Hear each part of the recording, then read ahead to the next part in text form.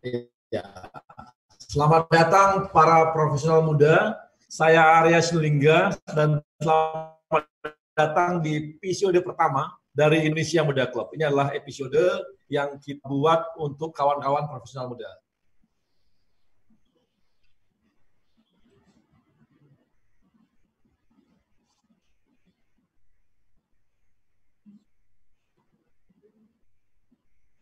Profesional muda BUMN bisa apa? Aku siap untuk berinovasi. Aku bisa melawan arus untuk kebaikan bangsa. Aku bisa membuat perubahan. Aku bisa bekerja dengan jujur dan independen. Aku bisa memajukan bangsa dengan kreativitas. Kini saatnya profesional muda BUMN dan Indonesia mempunyai wadah untuk mengasah dan bertukar pikiran agar lebih kreatif, inovatif, dan solutif. Saksikan Indonesia Muda Club, diskusi cerdas dengan para profesional muda BUMN untuk Indonesia yang lebih baik.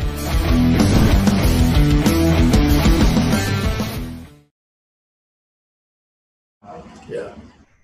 Indonesia Muda Club ini adalah sebuah ajang untuk menampilkan ide-ide besar, ide-ide cerdas dari kaum profesional muda yang awalnya mungkin adalah berasal dari profesional muda di BUMN, tapi nantinya kita berharap akan ada kolaborasi dengan kawan-kawan dari profesional muda yang dari swasta-swasta juga.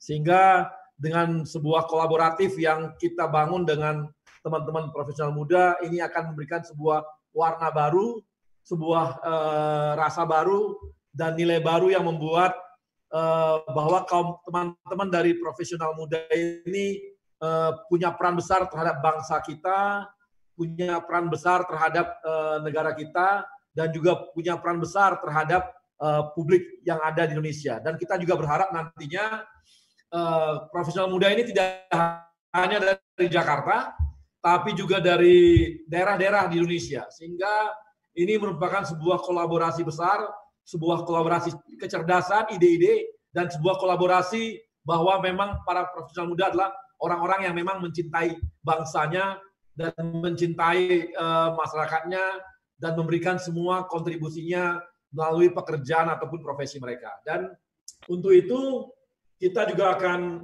saat ini kita akan banyak diskusi mengenai bagaimana sih para profesional muda menghadapi new normal gitu.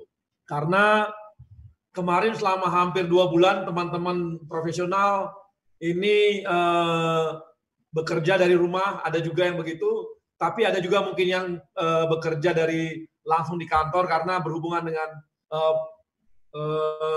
yang namanya proyek-proyek strategis yang berhubungan dengan pelayanan publik, sehingga mereka tetap bekerja di kantornya gitu.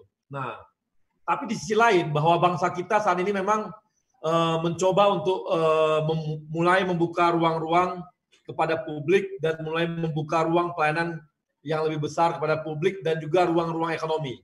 Yang ini yang disebut dengan new normal tadi gitu. Tapi memang kondisi yang sama kita lihat dan belajar dari Korea Selatan, di satu sisi mereka juga kemarin sempat membuka dan akhirnya karena ternyata yang terdampak corona ini makin kena juga yang besar, sehingga mereka kembali lagi untuk menutup dirinya.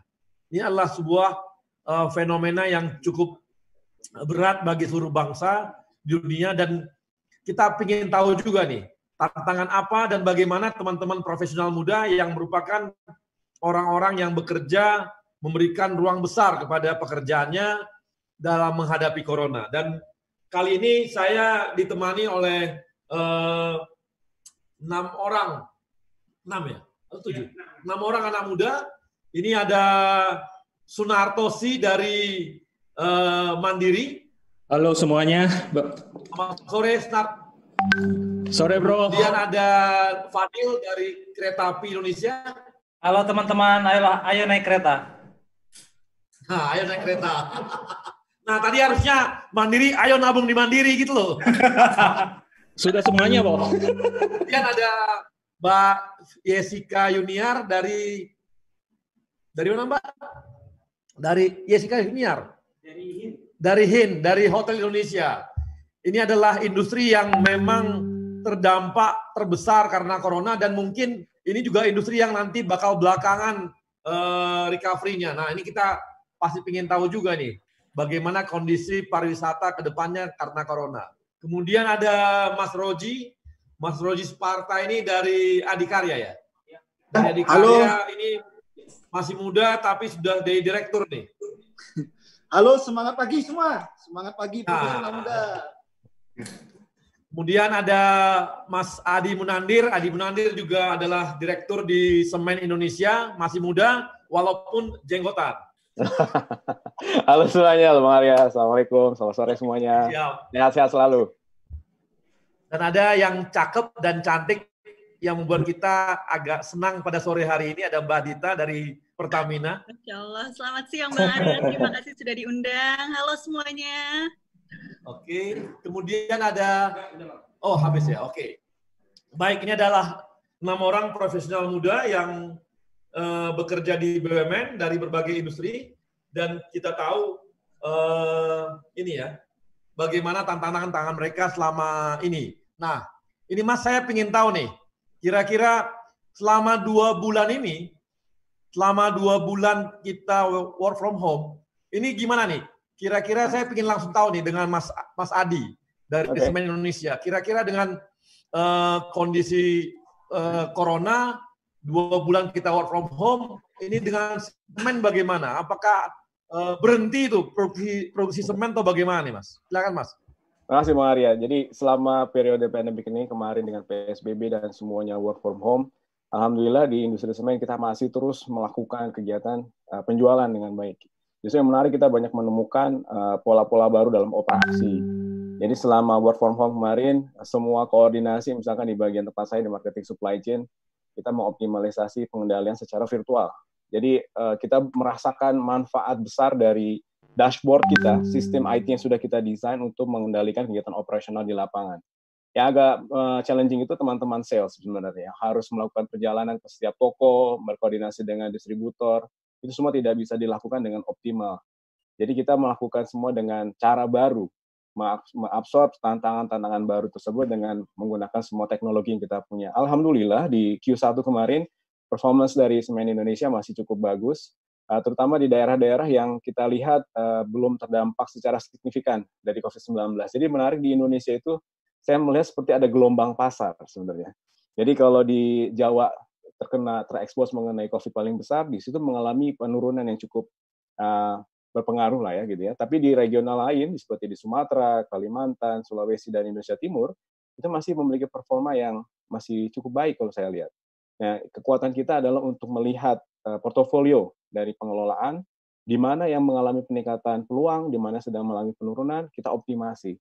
Jadi dengan cara work from home, kemarin kita optimalisasi kekuatan koordinasi virtual gitu ya, tetap memiliki Grab sampai ke bawah walaupun kita tidak hadir di sana. Alhamdulillah semua masih bisa kita kendalikan Bang Arya sebenarnya. Nah, ini Mbak Yesika gimana di hotel ya? Di hotel kan cukup berat nih. Apakah memang memberikan ruang-ruang kepada, jangan-jangan ada banyak pasien corona yang orang-orang kaya diterima olehin mungkin atau gimana? Iya, betul Pak. Jadi 2 bulan sampai 3 bulan ini memang fase yang sangat berat bagi pariwisata seperti kita ketahui. Tapi kami khususnya di HIN, di hotel cukup proaktif Pak. Jadi kita berusaha menggali inovasi-inovasi apa yang bisa kita kembangkan tidak hanya dari room seperti itu. Karena kita kehilangan luar biasa banget pembukuan room. Nah, kita dari sektor FB, kita berusaha mencari peluang-peluang seperti kita produksi roti tawar gitu. Dan uniknya Pak, saya ingin sharing di salah satu unit kami di Toba sana di Parapat, itu produksi luar biasa banget untuk roti tawar Pak dan diminati. Dan motornya adalah milenial kita gitu. Jadi jual roti tawar gitu ya? Yes, betul Pak. Karena gini, karena kalau kita berpangku tangan, maksudnya, aduh kita nggak ada room, nggak ada yang booking, nggak ada yang datang, ya bisnis, ya namanya bisnis perlu revenue ya Pak. Jadi kita benar-benar muter-muter gimana caranya sih gitu. Itu salah satu ide unik yang benar kami temukan di fase pandemi adalah ternyata kami punya potensi menjual food and beverage kami, yakni salah satunya roti tawar itu di Danau Toba. Nanti kalau udah kondisi normal mungkin Bapak bisa langsung Cek di sana. Jangan gitu nanti ya. jadi ini, jadi perusahaan terus ditawar gitu loh. Tapi respon pasar sangat positif di sana Pak, di Toba. Kemudian Boleh dimasukin ke restoran kereta api tuh? Oke, bisa dong. Ini kan kalau new normal harus multi sektor kolaborasi ya Mas Fadil ya, bisa ya nanti. Iya betul. jadi selain itu kita juga benar Pak Arya, kita punya produk-produk untuk work from hotel. Jadi kita fasilitasi mungkin di rumahnya tidak mampu untuk isolasi mandiri karena ada atau anak-anak balita gitu. Jadi kita buatkan pakai tulisan sendiri. Kemudian kami juga siapkan protokol-protokol yang mengutamakan 3 hal utama, yakni kebersihan, kesehatan, dan juga keamanan. Kami siapkan di setiap touch point-nya, dari pre-stay, in-stay, sampai post-stay-nya kami siapkan. Jadi, alhamdulillahnya gitu, dengan kami menerapkan protokol di setiap segmen touch point kami, bisnis datang Pak. Jadi ada kepercayaan dari. Jadi ada tantangan baru, malah ada peluang-peluang baru gitu ya selama betul, corona. Pak, betul. Ya, Nah, sebagai milenial kita harus praktik. Mas Sunarto gimana Mas di Mandiri? Apakah ada perubahan atau apa selama seperti ini atau naik jangan-jangan? Oke Pak Arya, mungkin sedikit sharing aja. Mungkin kalau dari sisi kami dari Bank Mandiri, mungkin perbankan pada umumnya kami merasa industri kami itu lebih bersyukur dikit karena sebelum COVID-an ini, mungkin dari beberapa tahun yang lalu, saya rasa sih hampir beberapa bank besar termasuk Mandiri juga, hampir semua transaksi sudah terjadi secara elektronik. Jadi kalau misalnya kita lihat Mandiri itu mungkin kurang lebih 90% lebih itu transaksi sudah terjadi di elektronik. Problem kita yang utama adalah mungkin pada waktu COVID kemarin, kita nggak berani mengencourage nasabah untuk ke ATM. Oke, jadi semua transaksi itu hampir banyak sekali terjadi di mobile banking. Jadi mobile banking juga kita bukan barusan siap 1 tahun 2 tahun terakhir ini, kita udah siap juga dari 3-4 tahun terakhir. Terima kasih juga kepada mungkin karena industri dynamic di perbankan itu berbeda, kita punya fintech, kita punya startup yang mengencourage kita untuk terus berinovasi. Tapi COVID ini barangkali lebih mengaccelerate semua hal. Jadi kemarin kita juga melihat selama 3 bulan terakhir ini, sejak bulan Maret, sejak Pak Presiden mengumumkan di hari pertama dan di hari kedua, practically in the next week kita semuanya udah work from home. Kita mulai mengidentify apa sih yang selama ini nggak bisa kita kerjakan secara online. Dan itu kami lakukan mulai sekarang, karena kedepannya kita basically mau semuanya itu dilakukan secara virtual. Dan itu walaupun kita melihat COVID itu adalah suatu challenge besar bagi Indonesia, juga di perbankan kami juga melihat bahwa ini banyak sekali potensi-potensi yang bisa kita perbaiki. Sebagai contoh mungkin, kita nggak merasa nasabah transaksi mengalami masalah. Tapi mungkin salah satu hal yang perlu kita perbaiki di perbankan adalah proses akuisisi pertama, yang barangkali selama ini masih kadang harus ke cabang. Nah, itu sedang kita perbaiki. Nah, kemarin selama COVID juga kami membuka banyak sekali rekening yang dibuka secara online, jadi nasabah nggak usah ke cabang untuk melakukan semua proses itu. Jadi practically end-to-end, hampir semuanya kita bisa melakukan di electronic channel maupun digital channel, baik itu nasabah retail maupun nasabah wholesale. Kurang lebih seperti itu, Pak Arya. Oke, terima kasih Mas. Nah, ini sebenarnya untuk di infrastruktur sendiri gitu. Ini gimana Mas Roji, infrastruktur? Apakah proyek pada berhenti atau gimana? Atau jalan terus? Ya, mungkin saya sampaikan Bang Arya, menindaklanjuti sesuai dengan adanya PSBB di beberapa daerah, kami juga di Adikarya memetakan beberapa portofolio bisnis kami, kemudian juga memetakan beberapa proyek-proyek yang dengan berbagai macam kategori. Salah satunya kami tetap fokus untuk menyelesaikan kewajiban kita, terutama proyek strategis nasional. Ini kami tetap fokus dengan tetap memperhatikan daerah-daerah maupun dengan protokol COVID menyesuaikan di setiap daerah. Ada di salah satu proyek kami terbesar itu adalah pengerjaan tol di Aceh Sigli. Kami tetap on schedule, tetap sesuai dengan progres yang diharapkan. Dan kami pasti kalau kami sebagai kontraktor selalu berkoordinasi dengan Pemda di daerah tersebut, dan mereka sangat appreciate dengan apa yang kami lakukan. Kemudian juga kami di Adikarya ini juga ada beberapa bisnis lain, bidang bisnis lain seperti properti. Di properti ini memang sangat challenges, hal-hal yang terjadi terutama setelah COVID ini. Karakteristik konsumen ini kita terus pelajari. Kenapa? salah satu yang menjadi ketika seorang konsumen untuk membeli properti itu biasanya mereka itu ingin selalu melihat terlebih dahulu fisik atau bangunan itu seperti apa. Nah, inilah yang kami coba gali, kami lakukan inovasi. Salah satunya pendekatannya kami menyampaikan video-video, kemudian dengan virtual reality dan lain-lain, sehingga harapannya kami bisa menjawab kebutuhan dari konsumen. Sekaligus kami juga mencoba melakukan digitalisasi dari segi pemasaran kami. Nah, inilah hal-hal yang kami lakukan dalam harapan bahwa terjadinya COVID ini tidak mengurangi produktivitas maupun harapan achieve target kami ke depannya. Dan untuk proyek-proyek infrastruktur kami benar-benar komitmen, apalagi pemerintah menurut kami sangat mendukung ya. Pemerintah melalui PUPR telah mengeluarkan inmen yang memberikan panduan kepada kita bersama bagaimana kita bisa melakukan aktivitas dengan prosedur-prosedur dan hal-hal yang telah ditetapkan. Dan kami juga melihat dari sisi positif, peran kita sebagai BUMN ya, memberikan sosialisasi kepada mitra, kepada vendor-vendor kami, bahwa ini loh metode kami yang kami lakukan, sehingga ini akan memberikan role model atau contoh kepada stakeholder yang lain bahwa kami harus memiliki peran sebagai BUMN. Kemudian tadi saya menarik dengan Bu Yesika, kami juga punya hotel ya. Dan benar, hotel juga challenges, bisnis hotel ini sangat challenges. Dan kami juga mencoba mengeksplorasi sumber-sumber scam baru terkait bisnis. Tadi kalau biasanya core bisnis di bisnis hotel itu adalah room, sekarang kita coba mengeksplor dari hal-hal yang lain, dari food and beverage, kemudian modalnya dengan skema yang seperti apa, karena ada apa? Kita harus menjawab pertanyaan, kita memiliki kapabilitas, mempunyai resources yang kita harus optimalkan. Contohnya people, resources, kita juga punya tanggung jawab, dan saya bersyukur di Adikarya dan tentunya dengan bimbingan dari Kementerian BUMN, di Adikarya itu kami berusaha manajemen Adikarya, tidak ada satupun karyawan yang akan di PHK. Itulah spirit yang kami selalu gaungkan di Adikarya dan harapannya juga di Kementerian BUMN. Mungkin itu Bang Arya dari Adikarya. Saya beralih ke yang sangat berat nih, karena penumpangnya turun semua. Apalagi kalau keluar kota, susah nih. Keluar kota 50%. Ini gimana, Dil? Dengan kereta api itu. Oh ya Bang, terima kasih. Jadi sebenarnya kalau bisa kita lihat yang paling besar, kalau kita bicara ekosistem transportasi, karena KAI adalah backbone, salah satu backbone di situ, kita sangat terganggu dengan adanya COVID-19.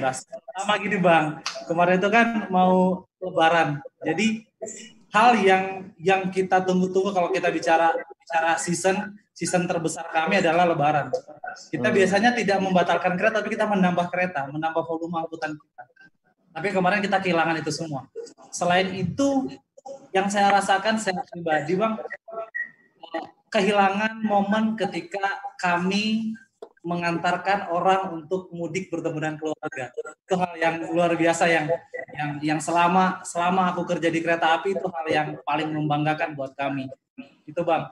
Terus apalagi ya, untuk dengan adanya pandemik ini, kereta api sempat tidak jalan sama sekali Bang. Tidak jalan sama sekali. Akhirnya pendapatan udah pasti terganggu. Tapi itu tidak menjadikan kami patah semangat. Kami melakukan beberapa inovasi melalui anak perusahaan kami. Contohnya buat teman-teman yang rindu nih makan makanan di atas kereta kayak nasi goreng legend, nasi goreng Parayangan. Makanan itu teman-teman itu sekarang sudah bisa pesan online lewat aplikasi Lokomart. Itu bisa di-download di Play Store. Ini kita dijual nasi semua ini. Jago. Iya Bang, karena kan salah satu anak perusahaan kita ini. KAI jualan nasi. Enggak Bang, jadi salah satu anak perusahaan kita ini Reska Multi Usaha memang bidangnya di situ Bang. Kita punya coffee shop, kita punya restoran di atas kereta api, dan memang bidangnya di situ. Karena itu salah satu bagian dari ekosistem transportasi yang kita tidak mungkin hilangkan. Selain itu, kita juga kemarin sempat ada, karena kita suka ngajak orang buat jalan-jalan naik kereta, kita melalui anak perusahaan kita, PT KA Pariwisata, kita ngajak orang-orang untuk virtual tour. Kayak kita datang ke Lawang Sewu. Lawang Sewu itu siang dan malam kita datang virtual tour tersebut ke sana. Kemudian kita juga kalau kemarin ada yang isu PHK kereta api, alhamdulillah tidak akan ada isu PHK sama sekali di lingkungan kita. Dan yang paling penting KAI melalui anak usaha kita rekrut Bang. Kita rekrut tour guide. Kita rekrut tour guide untuk ngajak orang-orang untuk virtual tour.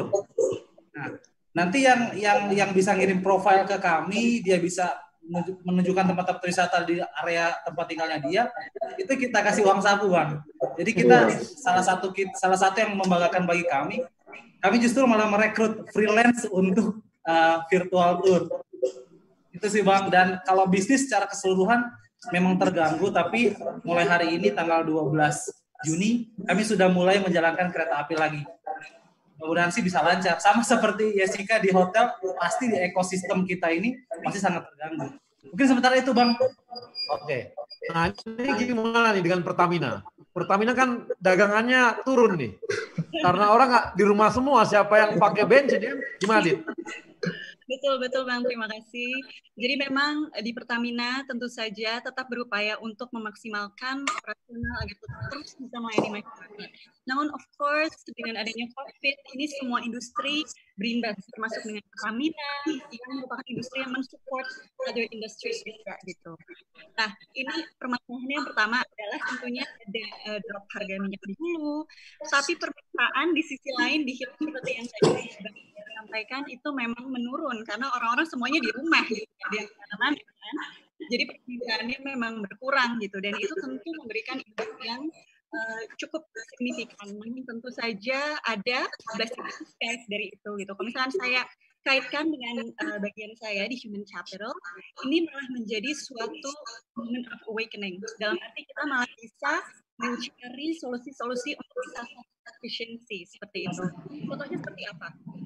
Kalau misalkan dulu kita mengadakan upskilling untuk pekerja yang tadinya harus mengeluarkan yang tidak sedikit gitu. Kalau sekarang kita melakukan semuanya geser menjadi virtual dan juga mengedepankan orang-orang internal dan juga expert-expert yang memang sudah ada di Pertamina, kita jadi tersadar gitu bahwa target-target learning itu dicapai hanya dengan mengandalkan internal perusahaan gitu. Jadi itu merupakan suatu penggunaan dan yang bisa kita lihat positif ini in disguise dari COVID ini.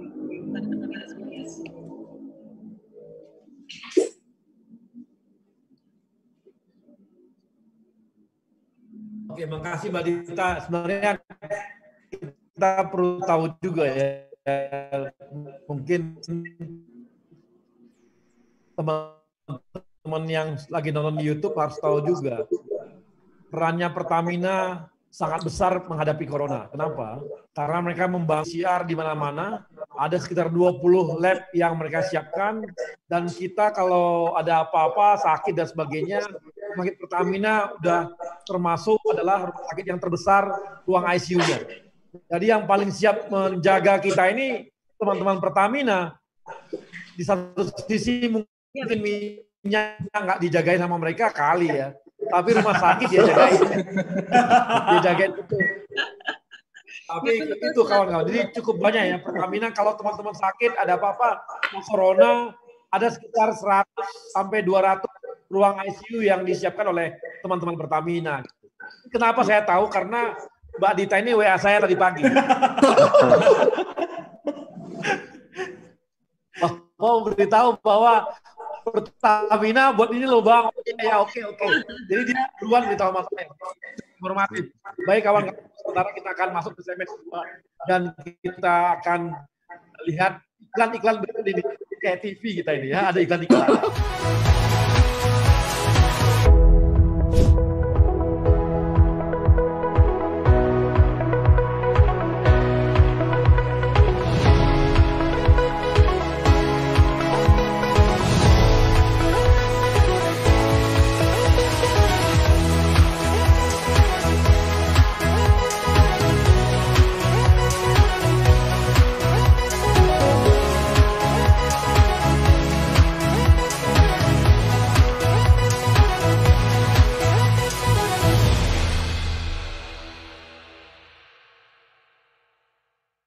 Profesional muda BUMN bisa apa?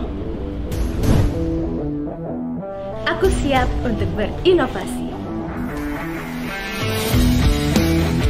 Aku bisa melawan arus untuk kebaikan bangsa. Aku bisa membuat perubahan. Aku bisa bekerja dengan jujur dan independen. Aku bisa memajukan bangsa dengan kreativitas. Kini saatnya profesional muda BUMN dan Indonesia mempunyai wadah untuk mengasah dan bertukar pikiran agar lebih kreatif, inovatif, dan solutif. Saksikan Indonesia Muda Club, diskusi cerdas dengan para profesional muda BUMN untuk Indonesia yang lebih baik.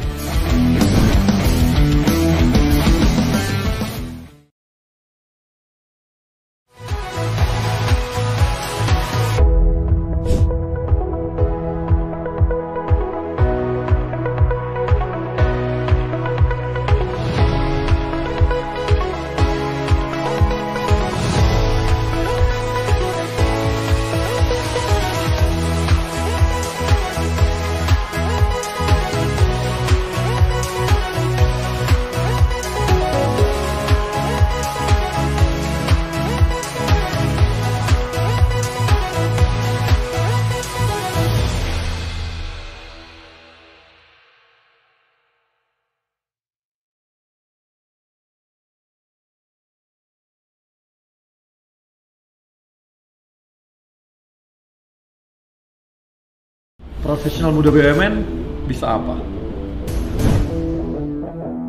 Aku siap untuk berinovasi. Aku bisa melawan arus untuk kebaikan bangsa. Aku bisa membuat perubahan. Aku bisa bekerja dengan jujur dan independen. Aku bisa memajukan bangsa dengan kreativitas.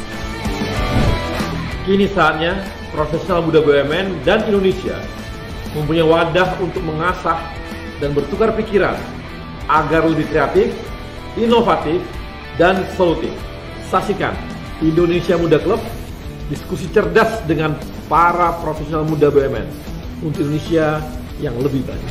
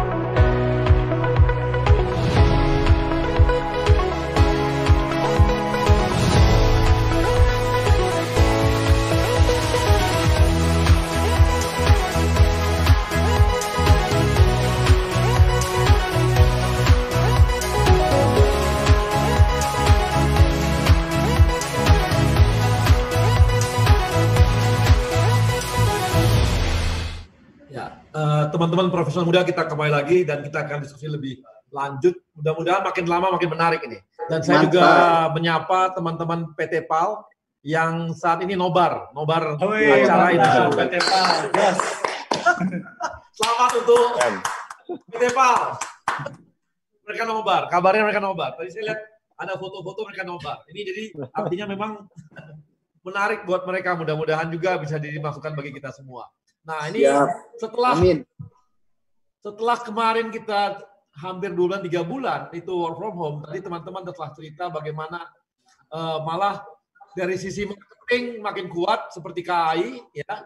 Kemudian dari segi digital teman-teman bank perbankan malah peluang digitalnya makin terbuka lebar karena masuk ke ruang-ruang yang lebih besar. Teman-teman infrastruktur tetap bisa bekerja. Teman-teman semen malah tetap nggak ada masalah, walaupun di daerah-daerah tertentu di barat mungkin di sebagian barat agak terganggu, tapi ada klaster-klaster tertentu yang mereka tetap bisa produktif, gitu ya. Sementara KAI dan hotel, mereka lihat peluang-peluang sisi lain dari industri mereka. Nah, setelah sekarang new normal dibuka mulai jalan ya, mulai tanggal 15 kan, mulai activity makin tinggi nih. Sementara coronanya kan belum ada vaksinnya. Ini kan tantangan terbesar kita buat industri kita semua nih. Oke, kita mulai beraktivitas, tapi juga karena mulai agak dibuka, kemungkinan interaksi orang makin besar, mungkin coronanya bisa naik juga. Nah, ini kira-kira bagaimana nih dari masing-masing kita di industri masing-masing menghadapi new normal ini. Tadi kan KAI bilang bahwa teman-teman kereta udah mulai operasional. Kan di kereta misalnya dari Bogor ke Jakarta, itu penumpang bisa teman-teman lihat di kereta api. Fadil gimana, Dil? Di kereta api gimana, Dil? Cara menghadapi new normal gimana? Protokolnya gimana? Iya, Bang. Jadi sebenarnya ini yang perlu teman-teman tahu semua bahwa kereta api ini memiliki dua beban besar, Bang. Yang pertama, kita harus merubah behavior internal pegawai kita untuk menghadapi new normal. Dan salah satu lagi hal yang paling berat adalah kita harus merubah behavior dari penumpang kereta, Bang. Contoh, di transport KRL di Jabodetabek, itu tuh kita pada saat normal kita mengangkut 1,2 juta penumpang per hari. Ini kita harus merubah budaya teman-teman yang menggunakan jasa kita untuk bergerak ke arah new normal. Jadi kita tidak hanya sekedar menyelenggarakan operasional kereta api, tapi kita juga memiliki andil untuk perubahan budaya teman-teman yang menggunakan jasa kereta api. Tapi kami tetap kami semua membentengi dengan protokol new normal yang sudah kami susun secara ketat.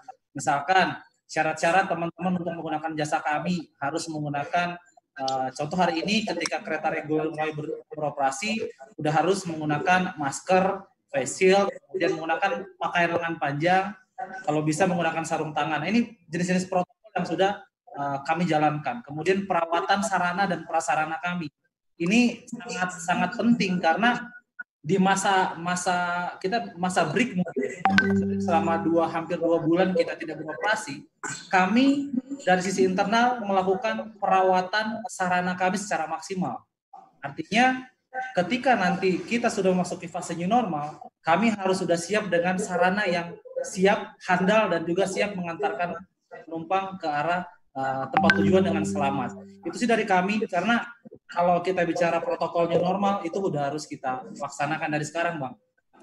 Apakah kalau penumpangnya nggak pakai masker gitu disuruh turun nggak? Nggak boleh naik, Bang. Nggak boleh naik. Jadi salah satu syarat itu wajib menggunakan masker. Wajib menggunakan masker. Wajib ya. Jadi wajib. Mereka, jadi penumpang itu wajib pakai masker gitu ya. Nah, baru wajib, mengenai penumpukan pada saat pembelian tiket bagaimana ya? Oh iya, Bang. Saat ini memang kalau saat pembelian tiket kami kalau untuk yang lokalan ya, kalau dengan KRL kita masih tetap menggunakan kartu multi atau uang elektronik yang berbentuk kartu. Ini kita bisa menggunakan. Nah, ini memang ada batas yang kita buat. Jadi antrinya tidak boleh sampai terlalu rapat. Kapasitas penumpang juga kita batasi. Karena kan dalam kondisi normal aja kita mengangkut hampir 1,2 juta rata-rata per hari, itu kan sangat banyak sekali. Jadi kita batasi di situ. Kemudian juga tidak hanya masker, tapi sekarang kita wajibkan untuk menggunakan pakaian lengan panjang. Lengan panjang sehingga tidak kontak fisik skin to skin dengan penumpang yang lain. Itu, Bang. Oke. Jadi dan juga untuk tiket jarak jauh itu gimana, Mas Roji? Menggunakan KAI Akses sebagai channel pembelian. Oke. Kalau di infrastruktur gimana, Mas? Ada ya untuk new normal gimana nih kita persiapan? Ya, untuk new normal di infrastruktur memang tadi kalimat yang saya tepat itu challenges ya. Tapi ada beberapa hal yang kita siapkan. Bahwa kami di infrastruktur, terutama di Adikarya, menyiapkan tahapan-tahapan yang perlu kita konsisten di dalamnya. Pertama ini terkait penyusunan prosedur protokol COVID, di mana di dalam prosedur itu sangat dibahas detail terkait bagaimana dan mengapa dan siapa. Salah satu contoh yang kita atur, kita mulai mengatur dari seri barak-barak dari tukang-tukang atau mandor-mandor yang kita lakukan. Kita mengatur baraknya sesuai dengan physical distancing, kemudian bagaimana masuk ke dalam sebuah proyek itu prosedurnya seperti apa, kita mengatur bagaimana dari depan pintu ini pagar, mereka dicek suhunya, cuci tangan dan lain-lain. Inilah yang kami lakukan di infrastruktur. Kemudian yang kedua, kami juga melakukan yang terpenting ini adalah sosialisasi. Bagaimana meningkatkan awareness dari para pihak. Awareness ini tentunya kami juga adalah kombinasi antara properti dan konstruksi, dan tadi ada hospitality. Kami mencoba mengeksplor bagaimana bahwa protokol-protokol yang sudah kita susun ini agar dapat dilakukan dengan lebih diterima. Lebih terima itu maksudnya kita membuat tools yang seperti video, kemudian yang menarik, sehingga ini menjadi lebih mudah sosialisasinya. Oke. Lebih mudah, sehingga kalau kita biasanya hanya dengan data, kalimat, dan lain-lain itu sepertinya proses transformasi atau proses penyesuaian itu butuh waktu. Nah, kita mencoba mengeksplor. Mas Roji, ya. Mas Roji, saya mau tanya nih. Kalau misalnya kan, ini kan para tukang-tukang kan misalnya makan tuh gimana? Kan keluar biasanya. Kalau untuk makan mereka gimana, Sang, di proyek itu? Ya, juga makannya kita atur, Bang Arya. Jadi proses makannya juga kita untuk berapa ini, misalkan untuk karyawan dan hal staff kita itu makanan itu bawa sendiri untuk alat makanannya. Jadi kita memang sangat teknis mengatur hal ini. Dan yang paling penting yang kita juga pahami bersama, ini perlu konsistensi. Perlu konsistensi bagaimana mengawal ini.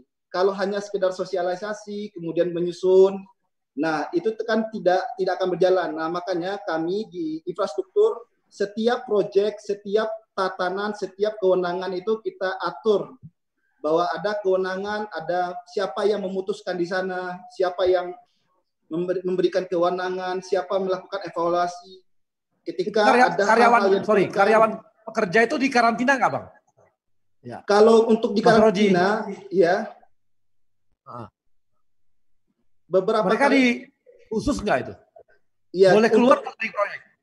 Nah, kalau ini mereka datang ini, kami sementara prosedur yang kita lakukan, mereka dilakukan rapid test, Bang Arya. Oh, iya, di Adikarya tidak hanya seluruh karyawan kami di Adikarya ini, waktu kita kan sudah mulai nih di Adikarya ini work at office-nya sudah mulai 50% sudah jalan sejak 8 Juni ya. Kami sudah mulai, jadi ketika karyawan ini datang, kita sudah melakukan rapid test terlebih dahulu. Kita inventarisir, dan mungkin ini Bang Arya yang mungkin bisa diaplikasikan di teman-teman yang lain. Kami kebetulan mengembangkan di Adikarya ini waktu sejak bulan Maret. Kami ini ada kuesioner database yang kita evaluasi setiap hari. Jadi teman-teman itu minta mengisi apakah Anda hari ini berhubungan 14 hari yang lalu dengan COVID, apakah Anda mengunjungi COVID, itu setiap pagi dan sore di-report ke manajemen. Jadi kami sangat di Adikarya ini mampu mendeteksi, dan itu tidak hanya level staff, sampai ke level tukang-tukang yang tadi kita sampaikan, mandor-mandornya ini, dan itulah yang kita kembangkan di Adikarya. Dan tentunya ini menjadi concern dari manajemen Adi pada saat ini, dan harapannya tentu di BUMN ya, karena ini menurut saya itu suatu yang sangat bermanfaat. Kira-kira itu Bang Arya. Oke, Mbak Dita, kalau di Pertamina yang bisa bekerja, apakah yang muda-muda, yang tua-tua tetap kerja nggak? Iya Bang, jadi kalau di Pertamina memang sesuai dengan anjuran pemerintah juga, yang di bawah atau 45 tahun ke bawah itu memang disarankan untuk work from office, kalau yang di atas tentu work from home, tapi itu memiliki peraturan-peraturan tersendiri tentunya. Dan saya sangat apresiasi juga pada manajemen Pertamina yang sangat agile dan adaptif terkait implementasi ini gitu. Jadi memang ada segmentasi tertentu dari pekerja yang tetap bisa work from home meskipun mereka masuk dalam rentang usia di bawah 45. Contohnya seperti yang memiliki penyakit berat atau ibu menyusui ataupun unique conditions lainnya. Seperti misalkan harus selalu commute dengan public transportation, itu juga diberikan adanya kelonggaran. Dan banyak sekali dalam keseharian di kantor itu yang berubah, seperti contohnya dalam penanganan absensi yang dulunya kita harus misalkan absensi jempol atau tap atau menggunakan banyak sekali digit, itu diganti menggunakan aplikasi melalui handphone. Lalu disarankan juga untuk pekerja membawa bekal, jadi tidak bareng-bareng makan di sebuah tempat, itu tidak seperti itu lagi. Dan yang sangat menyenangkan atau yang sangat diapresiasi oleh pekerja itu perusahaan sangat-sangat memperhatikan kebutuhan pekerja. Dalam arti yang pertama, disediakan transportasi khusus apabila memang harus tetap terpaksa menggunakan public transportation, itu yang pertama. Dan yang kedua, apabila kita masuk office itu disediakan juga health safety kit dari perusahaan. Jadi memang banyak sekali perubahan-perubahan dan juga dukungan dari perusahaan agar berjalan dengan baik sesuai health protokol pemerintah. Kalau yang Mbak Dita, kalau yang di hulu bagaimana ya? Yang di misalnya yang di rig di laut dan sebagainya itu bagaimana tuh? Ya. Apakah mereka dikarantina atau enggak? Ya, kalau untuk saat ini memang di sana disesuaikan dengan daerahnya masing-masing, Bang, karena tidak bisa disamaratakan untuk kebijakannya. Tapi memang dari awal terjadinya COVID itu protokol kesehatan langsung diaplikasikan. Jadi semua harus menggunakan pengaman, semua harus mengikuti protokol-protokol tadi yang sudah saya sampaikan. Jadi kita juga ada rolling per 2 minggu contohnya, agar memastikan tidak adanya penumpukan orang. Namun tentu saja inilah tantangan utama ya di industri seperti di Pertamina, industri oil and gas. Itu memang ada pekerjaan-pekerjaan tentu yang mewajibkan atau tetap diharuskan seseorang itu tetap masuk gitu. Nah itulah tantangan di mana health protocol atau self awareness-nya itu harus tetap berjalan gitu agar COVID ini bisa tetap teratasi. Oke, Mbak. Nah, Mas Adi gimana, Mas? Apakah ada teknologi baru yang ditemukan dalam membangun rumah misalnya atau yang lain yang membuat tukang-tukang nggak perlu banyak dan sebagainya, atau ada hal-hal baru setelah corona ini membuat teman-teman di semen menemukan teknologi untuk membangun rumah atau membangun gedung dan sebagainya yang membuat kita interaksi makin sedikit gitu, atau bagaimana, Mas? Ya, makasih Bang Arya. Tantangan terbarunya nih. Oke, makasih Bang Arya. Sebenarnya cara kita memaknai tentang new normal nih sebenarnya agak sedikit berbeda ya sebenarnya. Ya pertama begini, bahwa mungkin tadi Bang Arya juga cerita bahwa situasi seperti ini mungkin akan berlangsung lebih lama daripada apa yang kita pikirkan karena tadi vaksin belum ditemukan, masih ada human trial, masih ada produksi dan ada penyebaran vaksin terlebih dahulu. Senario terbaiknya di pertengahan 2021. Peneliti Harvard bilang physical distancing harus dijaga sampai dengan 2022. Dari situasi ini sebenarnya banyak yang mencoba untuk merespon dengan cara yang berbeda. Ada yang mengambil pilihan wait and see, karena merasa ini adalah event sementara yang akhirnya akan hilang. Tapi sepertinya itu akan menjadi fenomena boiling frog juga. Akhirnya orang akan menganggap ini selesai, kan tidak. Tapi ada orang yang melihat bahwa tadi dari diskusi teman-teman itu ada 3 hal menarik sebenarnya, 3 hal kunci yang bisa kita tarik. Yang pertama itu dari COVID ini terjadi customer behavior-nya berubah. Itu satu. Jadi market environment-nya berubah, ekspektasi dari customer berubah, permintaan yang berubah. Real needs-nya ada di situ, tapi sekarang dengan cara yang berbeda. Itu satu. Terus yang kedua, ini jadi katalis untuk apapun yang kita lakukan. Sekarang nggak bisa menunggu, harus lebih cepat. Karena COVID-nya nggak nungguin kita. Kalau ditanya siapa apa nggak menghadapi new normal, mereka nggak nungguin kita. Terus yang ketiga, tentang kita menjadi self-awareness semakin tinggi tentang our capabilities, tentang our resources, dan mencoba mencari peluang-peluang yang lain. Jadi kita melihat bahwa merespon dari new normal ini, kami mencoba melakukannya lebih daripada hanya perubahan pola operasi, tapi melihat lagi kepada strategi, kemudian pola bisnis yang akan kita lakukan. Misalkan seperti ini, kalau tadi untuk melakukan interaksi untuk memperbaiki rumah misalkan, ekspektasi untuk melakukan perbaikan rumah itu ada hari ini, cuma permasalahannya adalah mereka menahan apakah mau melakukannya sekarang atau menunggu situasi sudah membaik. Kalau ada tukang yang datang, apakah mereka menerapkan prosedur COVID atau tidak gitu. Nah sekarang kita mengembangkan skema untuk melakukan pelayanan untuk renovasi, misalkan melalui pengembangan platform digital namanya Sobat Bangun. Di situ akan melakukan layanan mulai dari awal sampai nilai desain, sampai pembangunan rumah, sampai dengan renovasi akan kita lakukan. Kemudian untuk ordering dari toko ke distributor sekarang sudah tidak lagi manual, kita bisa melakukan melalui akses toko di situ, sehingga interaksi secara fisik tidak dilakukan, minimal, tapi kegiatan bisnis tetap berjalan. Dari metode konstruksi misalkan, kita mengembangkan teknologi pembangunan rumah yang kita sebut sebagai Dino Home atau One Day One House. Jadi kita bisa meminimalisasi kegiatan konstruksi, membangun rumah dengan bentuk desain monolitik, dengan pendekatan Dynapalm dan juga foam konkrit, kita bisa bangun satu rumah dalam waktu 1 hari sekarang. Itu sudah kita kembangkan. Jadi kita merespon dari new normal ini sampai ke tataran merubah strategi, inovasi dari produk, proses, dan model bisnis. Karena nggak bisa lagi kita dengan pola yang sama hanya menambah protokol kesehatan. Karena catatan mengenai apa ancaman mengenai COVID itu real, gitu. Itu ada. Dan kita melihat bukan cuma tentang itu, tapi yang berubah landscape dari pasar, landscape dari customer behavior gitu. Nah, dan berikutnya mungkin Bang Arya yang paling penting, kata-kata new normal buat kita, setelah hari ini kita bisa menerapkan prosedur operasional dengan digital misalkan, virtual coordination yang sudah kita lakukan dan terbukti efisien. Pertanyaannya apabila nanti vaksin sudah ada, obat sudah ada, apakah kita akan kembali ke pola lama? Jawabannya masih enggak. Karena kita nggak mau kehilangan efisiensi dari pola baru ini, di mana dengan virtual coordination tadi akan mengurangi biaya perjalanan dinas, ada biaya pembelian kertas peralatan kantor yang mungkin menurun secara drastis karena persetujuan semua secara elektronik gitu. It's not going to be the same anymore. That's the new normal sebenarnya. The first new normal adalah the new landscape of business. We have to have a new approach. Dari inovasinya itu mulai dari produk, dari proses sampai ke model bisnis. Dan berikutnya, mungkin setelah COVID nanti tahun 2022, kita nggak bakal beroperasi dengan cara yang sama lagi. Orang-orang mulai berpikir sekarang, apa gunanya kantor sekarang? Kalau semua bisa kita lakukan koordinasi dimanapun. Dan akses dari dokumen bisa dimanapun gitu. Atau jangan-jangan kantor yang dimiliki sama Indonesia nanti kita mau rubah jadi co-working space buat orang lain gitu. Nah, jadi that's the new normal. We're not going to be the same anymore. Jadi wait and see is not going to work.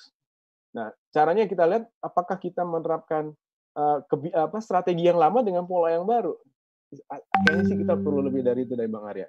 Kalau cuma misalkan dibuka, behavior-nya masih sama, cuma menambah yang tadi, the threat is there gitu. I think that's the new normal buat semua Indonesia. Dan kita melakukan dari modifikasi proses, modifikasi produk, itu kita lakukan. Sampai model bisnis, sekarang kita punya akses toko sama Sobat Bangun misalkan. Mulai dari desain pembayaran, kita semua bekerja sama misalnya dengan fintech, dengan startup di bidang solar panel. Jadi semua rumah, ide tentang rumah 2.0 kita, itu sudah bekerja sama tentang kolaborasi dengan semua orang. Itu pola baru yang kita kembangkan, karena nggak ada pilihan lain. Dunianya udah berubah sekarang. It's not going to work to have the same strategy with the same attitude, nggak bisa. Mungkin itu Bang Arya. Oke, makasih. Ternyata banyak ruang-ruang besar yang terbuka ya setelah corona. Malah disrupsinya yang dulu diperkirakan bertahap, jangan-jangan disrupsinya karena corona malah dipercepat oleh corona gitu, disrupsi itu. Nah, ini gimana dengan ini, Mbak? Dengan di hotel gimana di hotel? Ini kan paling lama ya orang akan berdharma wisata, wisatawan susah ini. Ini gimana nih? Udah ada persiapan-persiapan juga kita? Iya, betul sekali Pak. Seperti banyak prediksi para ahli gitu ya. Kalau pariwisata dia tidak pertama kena imbasnya, tapi paling terakhir akan pulih seperti itu. Cuman kami berusaha seperti yang tadi Bang Fadil sampaikan gitu ya, kami berusaha memberikan keyakinan, jadi menumbuhkan trust dari para pelaku wisata yang akan jalan dengan wisata. Nah, caranya bagaimana? Kami sudah siapkan dari sisi proses, kita siapkan prosedur dan instruksinya di setiap touch point, kemudian kita sosialisasikan Pak. Kita berusaha menumbuhkan kepercayaan itu melalui campaign positif seperti itu. Ada produk baru nggak? Ada produk baru nggak dari sini? Produk baru? Ya, tentu saja jadi misalkan dulu di awal kami hanya berfokus bagaimana menjual kamar. Nah, tapi kalau sekarang kita mulai balik Pak. Jadi kita buat package baru yang menawarkan tidak room sebagai kuncinya gitu. Misalkan ada orang yang hanya perlu menikmati makanan seperti itu. Jadi kita berikan variasi-variasi F&B kami seperti itu. Oke. Nah, ini Mas Arto gimana, Mas? New normal di perbankan bagaimana? Oke Pak, mungkin sedikit sharing aja Pak. Jadi kalau misalnya bagaimana caranya Bank melihat new normal, apakah itu sesuatu yang baru bagi kita? Saya rasa enggak. Cuma perbedaan sama new normal yang sekarang nanti saya jelasin. Tadi saya sempat dengar bahwa mungkin kita semua sering dengar bahwa sekarang ada banking 1.0, 2.0, 3.0, 4.0. Hampir di semua bidang punya tema seperti itu. Tapi saya rasa Bank salah satu yang mungkin dari dulu kalau kita lihat banking 1.0 orang bertransaksi di cabang. Pelan-pelan orang mulai beralih ke ATM. Pelan-pelan lagi orang beralih ke internet banking. Pelan-pelan lagi orang beralih ke mobile banking. Bedanya adalah kalau nggak ada driver apapun, ini evolusi ini butuh mungkin puluhan tahun untuk moving dari 1.0 ke 2.0. New normal yang sekarang kita hadapi ini karena berangkat dari sesuatu yang tidak normal. Nobody expect this. Gitu. Jadi semuanya perbedaan yang paling utama adalah kita sama sekali nggak dikasih kesempatan untuk berpikir, untuk meriak. Dan itu oleh karena itu tantangan kita adalah kecepatan kita beradaptasi. Because ini adalah fakta yang nggak bisa kita rubah. Oleh karena itu, we need to change our view di dunia perbankan, bagaimana caranya kita bisa beradaptasi. Yang kami lakukan sekarang sebenarnya adalah sebelum COVID pun kami sudah melakukan banyak sekali inisiatif-inisiatif yang digital yang semuanya bisa dilakukan secara virtual tanda kutip. Cuman COVID ini mengaccelerate. Itu mungkin salah satunya yang kami bersyukur bahwa di dunia perbankan mungkin sudah ditrain, oke? Untuk barangkali industri yang sudah terbiasa dengan berinovasi itu barangkali yang paling siap untuk menghadapi itu. Kita tidak pernah mengatakan kita yang paling siap, at least orang-orang kita di sini sudah tertrain untuk menghadapi hal-hal seperti itu. Dan yang kedua mungkin begini Pak, banking operating in a very high regulated industry. Oke, jadi hal-hal seperti di bank itu wajib punya namanya BCM, Business Continuity Management, dan kita harus regularly melaporkan semua kegiatan kita itu ke OJK dan PI, termasuk juga dalam waktu yang sangat singkat, kemarin kita harus mengeluarkan protokol baru bagaimana caranya kita berkantor dan lain sebagainya. Dan itu semuanya itu diatur. Gitu. Jadi sampai kita mau masuk lift, jaraknya berapa, pulangnya seperti apa, siapa yang harus kerja di kantor, bagaimana kita melakukan absen secara virtual, itu semuanya bisa kita lakukan semuanya secara virtual. Satu hal yang mungkin bisa kita address kemarin adalah barangkali kami sudah men-start tanda kutip new normal ini sejak kita work from home. Jadi kita betul-betul karena waktu itu kita nggak tahu kapan kita bisa WFO. Jadi kita melakukan sosialisasi yang sangat agresif di media maupun di digital, di sosial media bahwa untuk menginfokan ke nasabah bahwa sebenarnya banyak sekali transaksi-transaksi nasabah kita yang bisa dilakukan secara elektronik and digital. Jadi kita basically ada dulu mungkin orang nggak ada driver apapun untuk men-shift ke digital, sekarang mereka merasakan bahwa digital is essential. Bukan sesuatu yang luxury lagi, sesuatu yang esensial mungkin dari kehidupan finansial kita sekarang. Jadi, Mas Narto. Yes. Yes, Bang. Ya. Mas Narto, itu betul untuk retail. Kalau untuk corporate gimana? Corporate sama Pak, corporate yang besar, bahkan dari dulu itu kita kalau misalnya agak teknikal sedikit, kita sudah host-to-host sama mereka. Dengan sistemnya mereka sama sistemnya bank itu udah direct connect. Itu kalau misalnya perusahaan-perusahaan yang sangat besar itu bangsa seperti Astra dan lain sebagainya, itu hampir saya juga percaya bahwa 100% transaksinya itu mereka sudah terjadi secara elektronik. Tapi emang ada beberapa industri, mungkin contohnya seperti Pertamina, yang collection-nya mungkin masih pembayarannya secara tunai. Oke, nah itu mungkin harus cash-nya harus di-deliver ke bank. Nah saya juga kemarin juga banyak sekali inisiatif yang baru dari Pertamina yang terutama cash heavy industry untuk shift ke cashless society seperti pembayaran dengan e-money, pembayaran dengan kartu. Barangkali ini jadi pelajaran bagi kita semua bagaimana ke depannya. Misalnya this is not something that we expect, tapi bagaimana kalau tanda kutip ada challenge yang kurang lebih seperti COVID ini datang. Are we ready to convert the economy into digital? Gitu. Mungkin kalau misalnya di Jakarta, di kota-kota besar, kita mungkin tidak menemukan challenge yang terlalu besar, tapi mungkin barangkali di Tier 2 atau Tier 3 city, this is the right time untuk rethink all the thing. Bagaimana caranya kalau misalnya tantangan seperti itu datang lagi, kita bisa menghadapinya dengan jauh lebih siap. Gitu.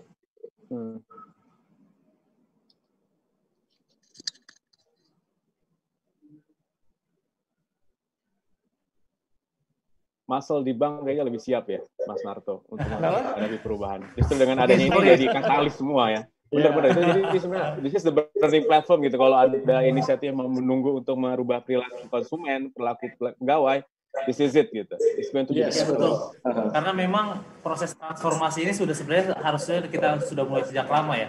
Kayak misalkan contoh kita sekarang kalau dulu trennya kan orang mau naik kereta tuh datang 1 jam sebelum, antri di loket, kemudian boarding, kemudian naik kereta, turun sebagainya, itu panjang sekali. Sekarang dengan adanya transformasi digital ini, kami pun mempermudah gitu. Orang-orang kayak misalkan Bang Arya dan teman-teman yang lain kalau mau naik kereta sekarang tinggal order via KAI Akses, kemudian nggak perlu cetak tiket, langsung dapat e-boarding, kemudian self check in, kemudian naik kereta. Jadi itu sebenarnya udah nggak ada persentuhan secara langsung ya, persentuhan secara langsung dengan petugas-petugas kami yang ada di stasiun. Artinya kami merasa kami udah cukup siap untuk bertransformasi ke arah era new normal ini. Gitu. Oke, kawan-kawan profesional, kita akan sambung lagi setelah yang satu ini. Nanti pasti makin menarik di sini nanti. Mudah-mudahan makin seru, Bang.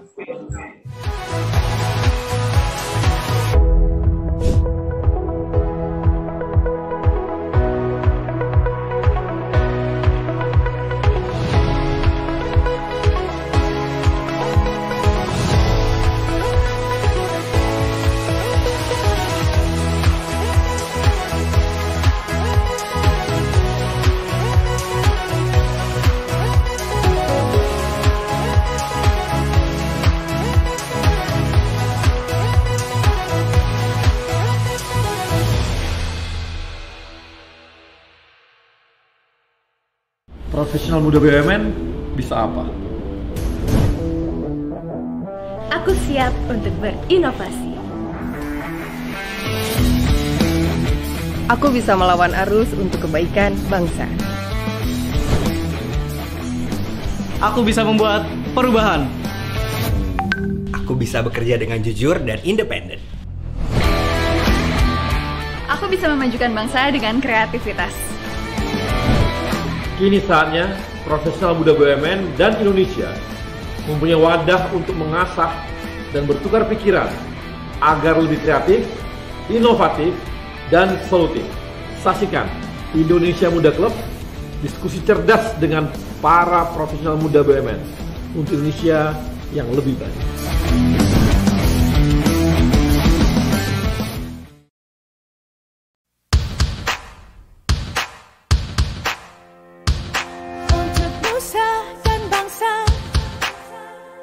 Untuk tanah air kita, kami lahir dan hadir, besar dan kuat bersama,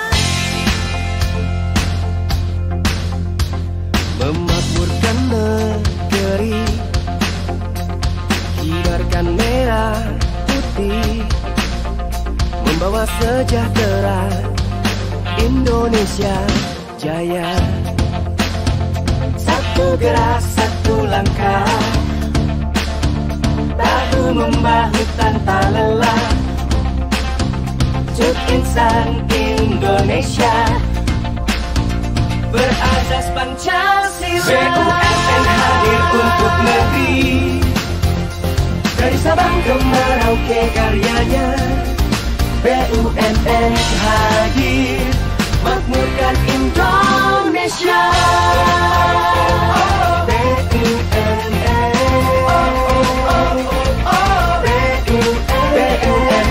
hadir, makmurkan Indonesia. One vision, one family to excellence.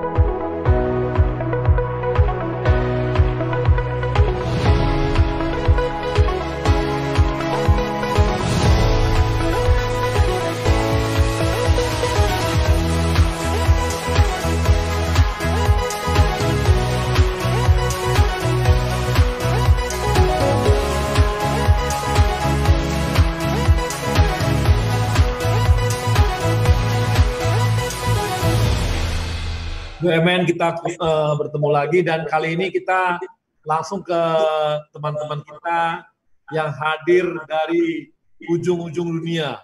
Kita tiga penanya dari ujung dunia. Ada Ignacia Simorangkir. Ignacia Indonesia ini adalah karyawannya utama karya di Leeds, Inggris. Ini